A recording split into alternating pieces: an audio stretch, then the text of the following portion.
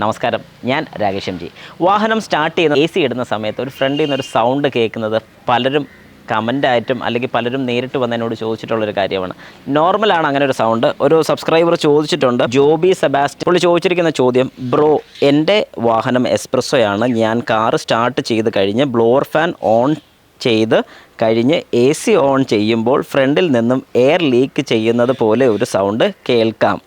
അത് കഴിഞ്ഞ് പിന്നെ ഞാൻ AC ഓൺ ചെയ്തില്ല. എന്തുകൊണ്ട് ഇങ്ങനെ സൗണ്ട് വരുന്നു? Please reply bro. ഓക്കെ, അപ്പോൾ ശരിക്കും പറഞ്ഞാൽ ഇങ്ങനെ ഒരു സൗണ്ട് വരുന്നത് നമ്മുടെ വാഹനം കുറേ നേരം എവിടെയെങ്കിലും കൊണ്ട് പാർക്ക് ചെയ്തിട്ട് കഴിയുമ്പോഴത്തേക്ക്, അതായത് എവിടെയെങ്കിലും കൊണ്ടിട്ട് ഓഫ് ചെയ്ത് നമ്മൾ പോയതിന് ശേഷം കുറേ മണിക്കൂർ കഴിഞ്ഞ് തിരിച്ച് വന്ന് വാഹനം സ്റ്റാർട്ട് ചെയ്ത് AC ഓൺ ചെയ്യുമ്പോഴാണ് പൊതുവേ ഈ ഒരു സൗണ്ട് കേൾക്കുന്നത്.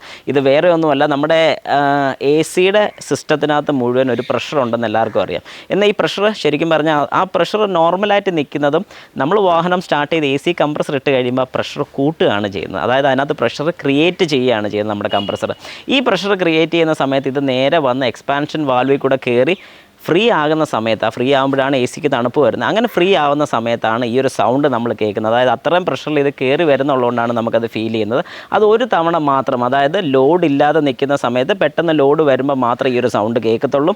അത് വളരെ നോർമലാണ്, പേടിക്കേണ്ട കേസോ കാര്യങ്ങളോ ഒന്നുമില്ല. അതുകൊണ്ട് ഇനി തൊട്ട് AC-യുടെ കുറിച്ച് ഇങ്ങനൊരു കംപ്ലയിൻറ്റ് ആരെങ്കിലും പറയുകയാണെങ്കിൽ നിങ്ങൾ ഇതൊന്ന് ഷെയർ ചെയ്തും കൂടെ കൊടുക്കുക. അപ്പോൾ അവർക്ക് ഈ കാര്യം ഒന്ന് മനസ്സിലാക്കി കൊടുക്കുക. പേടിക്കേണ്ട കാര്യമൊന്നുമില്ല, ഇത് നോർമലാണ്.